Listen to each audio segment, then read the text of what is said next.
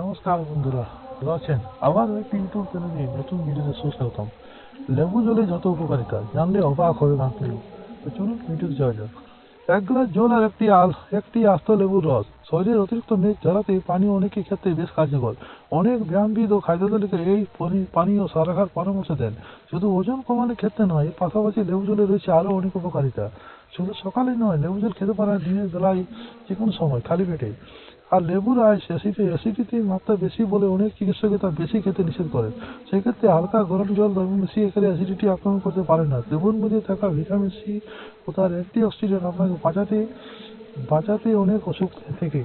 লেবু শরীরে জলের ভারসাম্য বজায় রেখে। লেবুতে থাকে প্রচুর ভিটামিন সি, এটি চুলে ওঠে যোগাতেও সাহায্য করে। চেহারায় বয়সজনিত চাপ রুখে দিতে পারে লেবুর রস। লেবুর প্রাকৃতিক খাবার, তাই রস বার করে দেওয়ার পর লেবু খোসা ঘষতে পারেন ত্বকে। এতে ত্বক পরিষ্কার হয়, পাশাপাশি নিত্য প্রস্তুত হয়ে গিয়ে ত্বক আরও ঝকঝক হয়ে ওঠে।